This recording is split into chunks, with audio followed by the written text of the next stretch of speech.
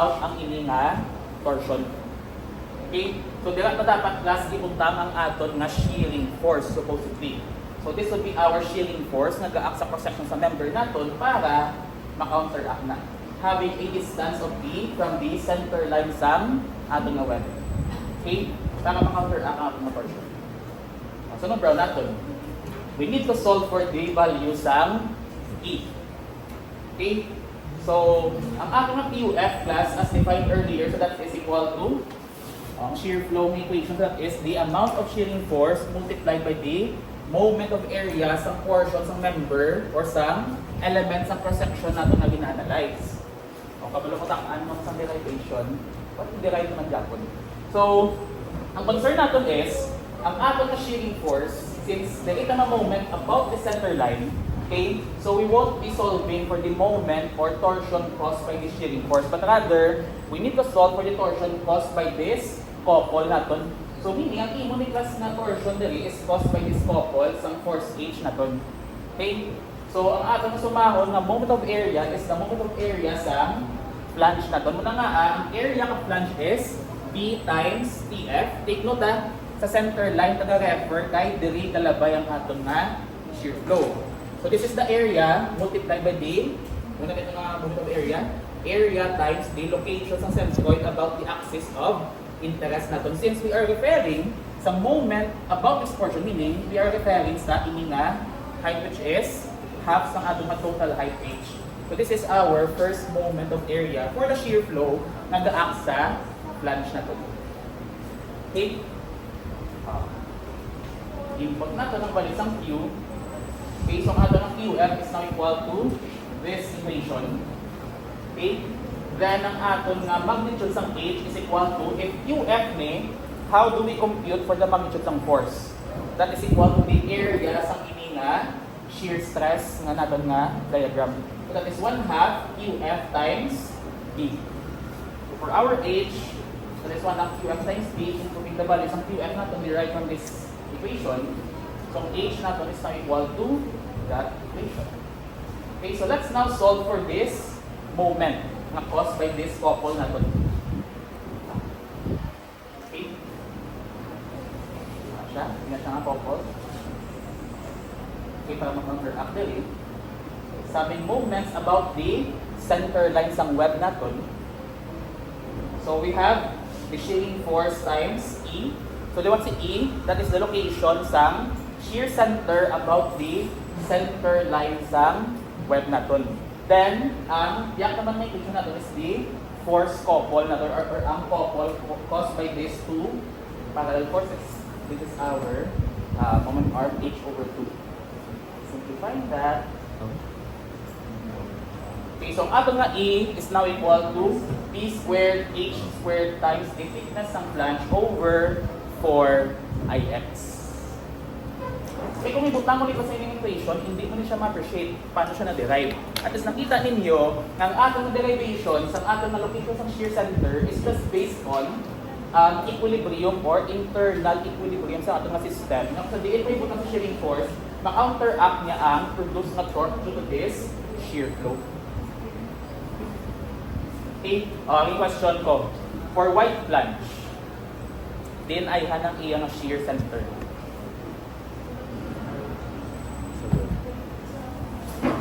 Sagwa or sulod. Di ba gamo na sa saka, tapos may equal ka din. Meaning, di ba no kaning ang principle ng shear center, that is the location ng imong axial force or ang imong nga alagyan ng shearing force nga wala, nga hindi siya mag-produce ng twisting. Therefore, kung may balance ng torsion, meaning wala sang twisting nga mo-occur sa imong nga white flange. So dapat ibutang mo lang gid ang imong axial force or shearing force sa geometric centroid mismo sa member. So for white flange class, ang imong nga nga shear center also lies in the same points ng imong nga geometric nga centroid. Unlike sa aton nga C-channel, ito unsymmetrical siya. Summary muna natin. Okay, shear center ta. So, mga common shape na to for compression members. So, we have white flange. For our white flange, ang shear center mo is lie also sa centroid sa imo nga cross-section. Okay, for C-channel, This is the centroid of your cross-section. Ari imo nga shear center. Okay, for T-shape, for double angle. Pero same siya proper for T-shape. So for our C-channel, we all know na ari imo nga shear center and we need to solve for this E. But for our structural T's and double angle members, ang imo kuno nga shear center lies on the axis of symmetry. Wala ta? Axis of symmetry. So ara din nga shear center along the mid-height or mid-thickness ng imo nga flange. So no need na to solve for the values ng E for structural T kag double angle member. Kaya ma-identify mo siya immediately din ang location sa imo nga shear center di ara. Okay. So out of these four nga possible nga structural shapes for compression member, anong pinakabudlay? Feel ninyo? Ang C-channel. Ang naipauliit na ng example. Kaya anong pinakapos? Siyempre yung white flange, isa lang ka limit state, di ba? O tapos ka na yun. Okay, kita yung mag-apply sa flexural torsional buckling for white flange. And we won't have also torsional buckling, kaya nga wala man kasang doubly symmetric ng mga members, usually sa mga hollow steel sections aton or mga tubes. So let's have our next code revision. Compressive strength for torsional buckling and flexural torsional buckling members without slender elements. So sa liwat lang atong compression topics, we won't be dealing with cross-section with slender elements. So tanan, non-slender. Okay, so for our nominal compressive strength, section 505.4, same jaconan is the nominal axial strength is equal to FCR times AG. But this time, how should we define ang FCR natin? So let's have a recall sa aton ng mga members. So we have doubly symmetric hot roll, okay, doubly symmetric nga mirror symmetry or built-up section, singly symmetric and unsymmetrical. So for our doubly symmetric, anong applicable na limit state? Doubly symmetric. Or sa first limit state, si flexural buckling is applicable to all types of cross-section naton, doubly symmetric, singly symmetric, or unsymmetrical. Si torsional buckling, sa din lang pwede ma-apply. Sa doubly symmetric nga having mirror symmetry. So dira lang si TB ma-apply. But for flexural torsional buckling, hindi siya pwede ma-apply. For singly symmetric and unsymmetrical members. So this will be the summary sa mga limit states natin for each type of shape sa aton na compressive members or compression members.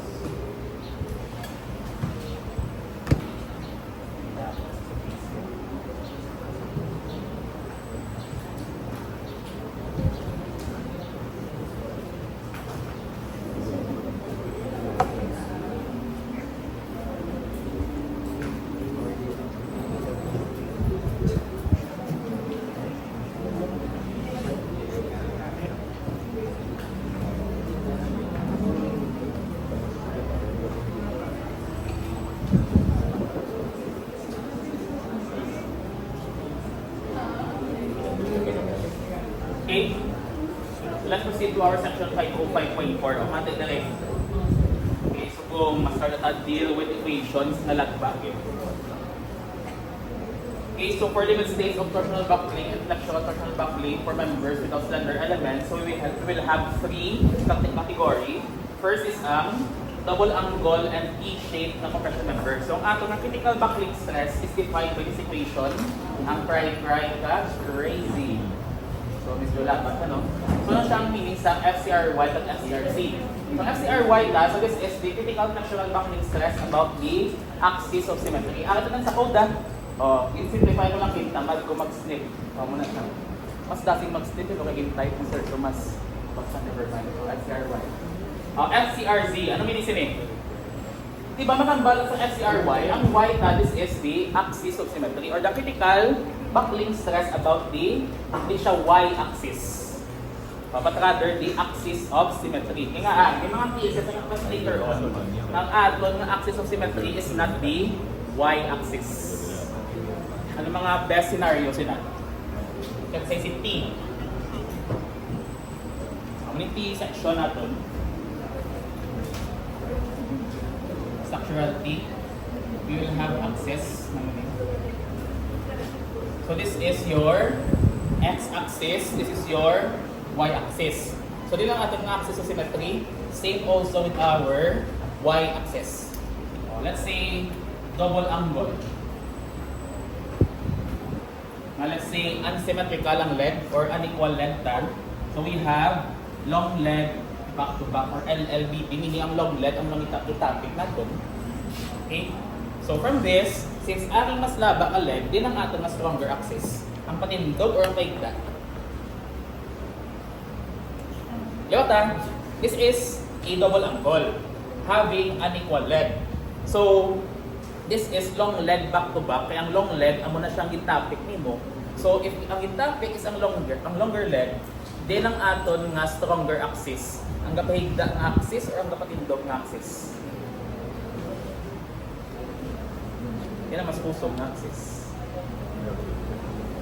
Ang gapahigda or ang gapatindog. Ari.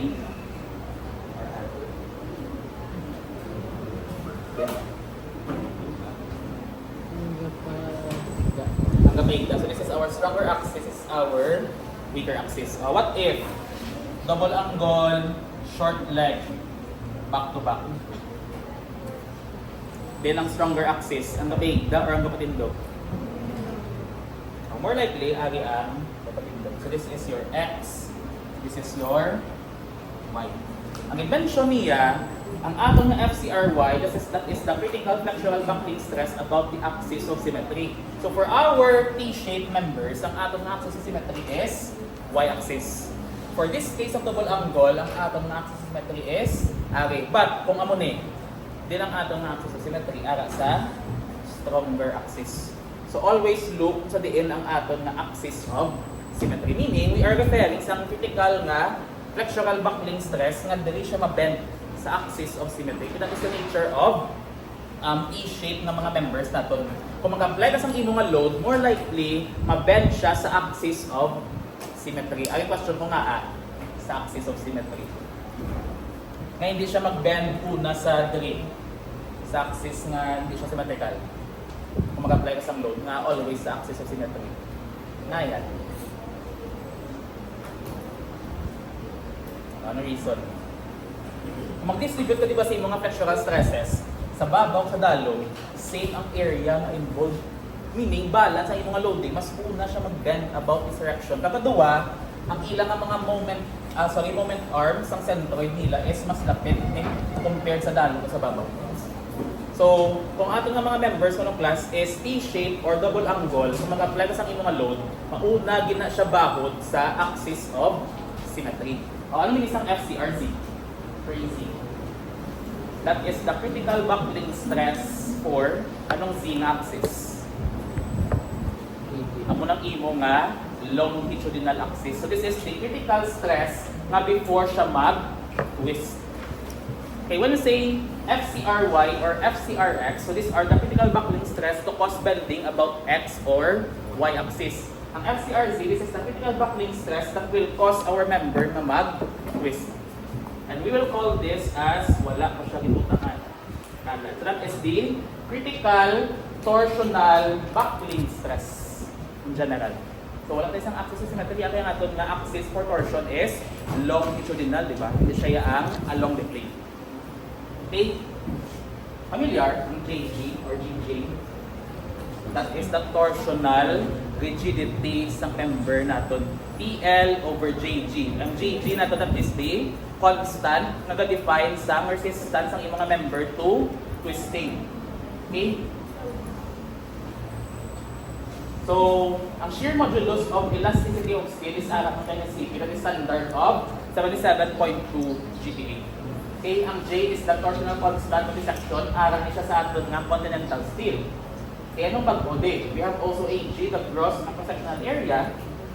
Yan, the critical torsional buckling stress. So, ang atong R bar sub O, so that is the polar radius of gyration about the shear center. Okay?